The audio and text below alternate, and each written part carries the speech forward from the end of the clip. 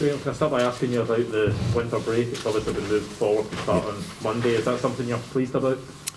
Yeah, I think it's a common sense decision to bring it forward. We're a little bit disappointed that we're playing Sunday, not the actual game, but on 500 fans. I think we've seen, certainly in my time, seen the contrast between no supporters and a full Fir Park, and there's a massive difference for us.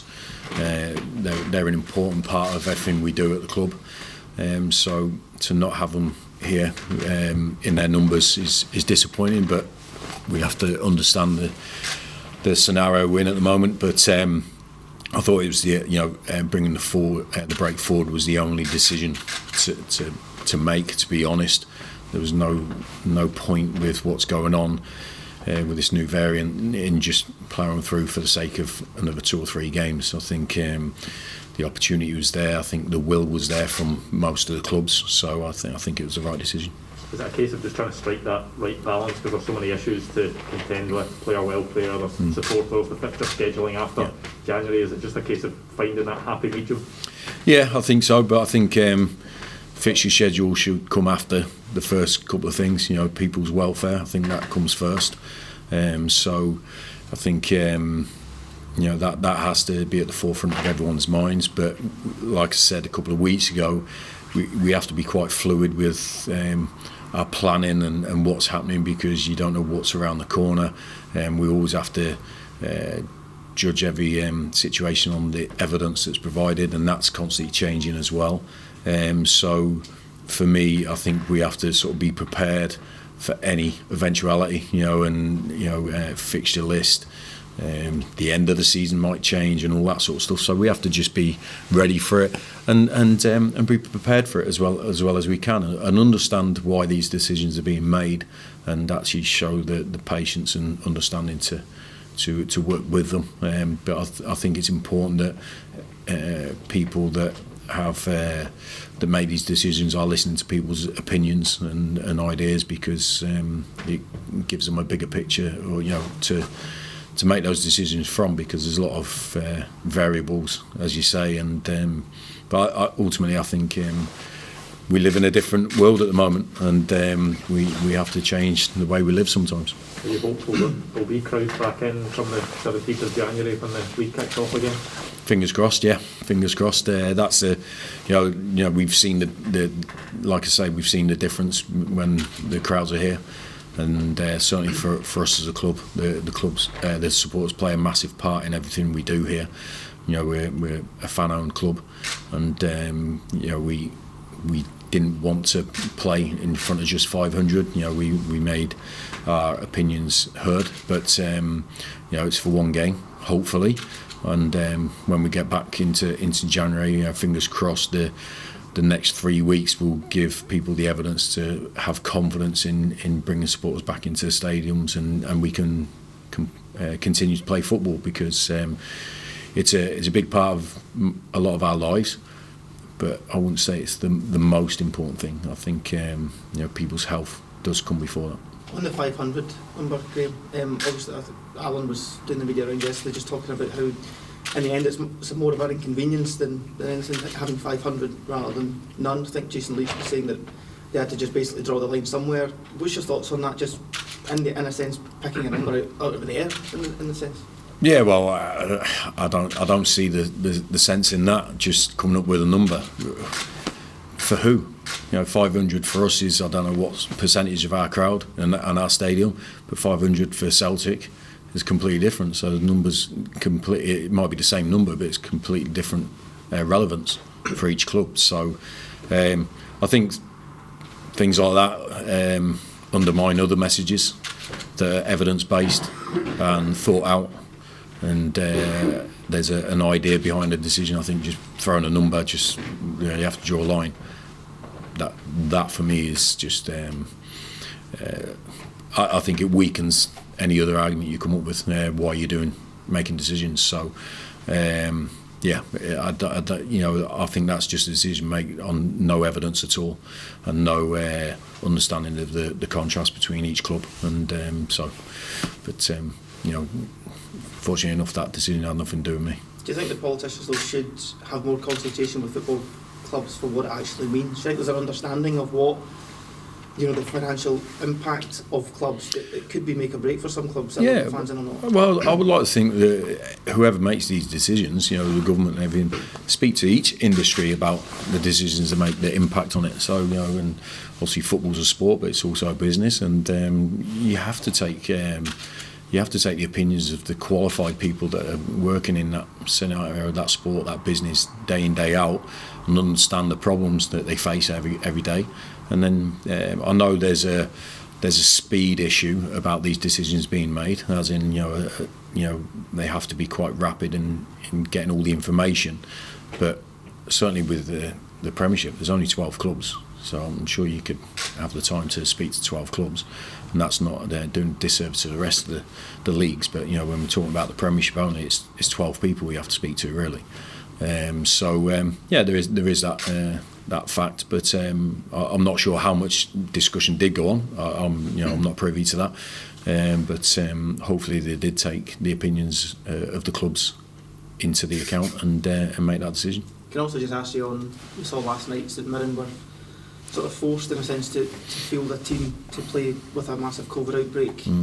Going forward, do you think that should be looked at in terms of regulations to put in place to make sure stuff like that doesn't happen? I mean, obviously they got a result, but they were forced to, you know, recall players on the day of the game from loans from leagues below. I mean, it was tough for them, and obviously St Mirren don't want to see that again. What's your No, I thought they were harshly dealt with, to be honest. I really do. I think you know, this scenario through COVID it's very difficult for a manager or a club to actually control, because you know, we only have the players for a certain amount of time, and the staff. We all have families that then go to work or go to school, and so the actual catchment of everyone is quite open.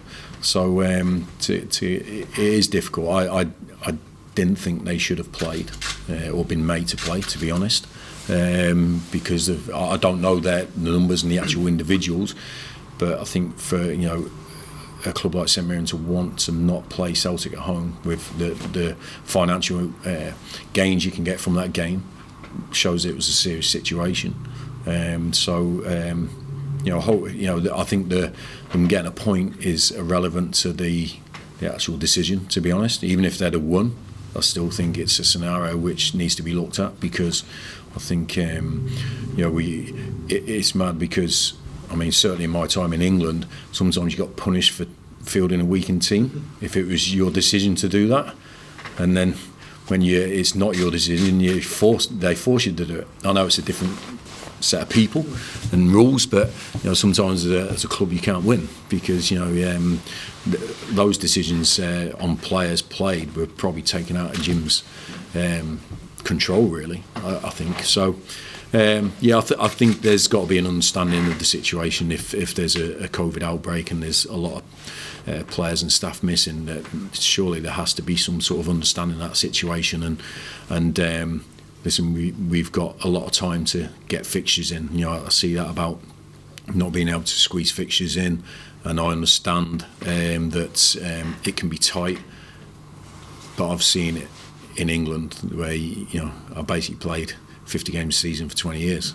It's possible. You know, players can play 2-3 games a week. It's not ideal, but they can do it. And so I think, and everyone wants to see genuine competition.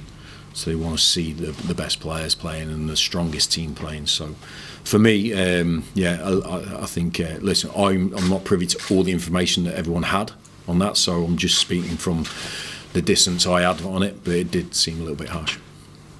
It's an extra worry as a manager. You get up in the morning and hope there's no phone calls about somebody self-isolating. Yeah, and obviously we come in the morning and everyone tests there and then, and you know, you're just hoping that little line comes up in the right position, really, to go through that day's work. So it's I think the daily testing has really made it difficult, really, you know, to sort of plan. You know, we're sort of not even planning our sessions until seeing who's available after the morning testing. So Yeah, but look, everyone's life and workplace is impacted on this scenario. So little sacrifices, little issues, we have to just deal with them. We're not going to lose our stuff over minor things like that. When we do have a positive test, we just hope the person's well. That's the first thing, to be honest, and the people around them. So, but yeah, it's sort of just. We just have to focus on what's important, what the world is at the moment, and plan accordingly. Just obviously getting the football, it's a good challenge on Boxing Day. Livingston have been getting results in recent weeks as well, and like yourselves, what should be a good game? Yeah, they're in good form, like you say, as are we, and I think it's always a tough game in the Premiership. It's always a tough game against Livy. I think I spoke previous to the last game against St Johnstone that was going to be as tough a game as it was against Celtic, and it was. People seem to think that it wasn't, but when I watch it, when I felt it and planned for it, we had to do a lot of good things all the way through the game to make sure we took the points, and Sunday will be no different. It's we're well aware of their quality. I'm sure they're well aware of ours, and both teams I know will go for the win. So hopefully the lack of supporters won't impact the sort of the atmosphere of the game too much, because the supporters have been brilliant inside third part of this season, and when they've followed away. But certainly here, there's been a brilliant atmosphere, and we have to try and recreate that just with the players and obviously the 500 lucky few. Do you have to work harder in the dressing room before the game to whip the players up because the crowd aren't going to do it? No, because I'm not that way inclined, to be honest, about whipping people up into a frenzy before a game. I think the energy has to be spent during the game. So for me, it's about a focus and a concentration before games, to be honest. To actually focus on our jobs. But I know supporters and the atmosphere plays a part during games, when things happen, both in a positive and negative sense. So it's more while the game's going on that the supporters' impact on a match scenario rather than prior to a game. And I think all players will have had an experience of it, obviously from last year. But we've seen the difference when supporters are in. It's a big difference, and it's a positive difference. So hopefully it doesn't impact on us. I don't think it will, hopefully, because we like to take every scenario into the equation and plan for it. But we always want our supporters with us. Graham, you get into the game as favourites. Is that a tag that everybody's comfortable with? I don't know what favourites who bookies. I don't gamble anyway, so I've not been in the bookies for about 30 years. So we don't go into those. That does not come into our equation at all. We look at the quality of the opposition, the quality of this league, the importance of 3 points every week, and that's what we go into it. So that's decided by other people. That doesn't affect us at all. We have to make sure that we understand where our game comes from, what makes us a good team, each individual a good player, and make sure we recreate all the things that we have to do to win a game of football. So that's what we plan on, that's what we talk about, and that's what we hopefully produce. As you said, you're getting in quite good form. Yeah, I think so. There's things we can improve and do better, I feel. But obviously the results, I think we've took some real good wins and added to our points tally. I think Livingston, if you ask them, they'll probably think they're in good form as well. So, like I say, I think both teams will go for the win. I think it'll be a competitive game, as they all are. But I'm pleased with what we've done so far, but we can't be content because there's things that we can do better. How's the squad looking at this point?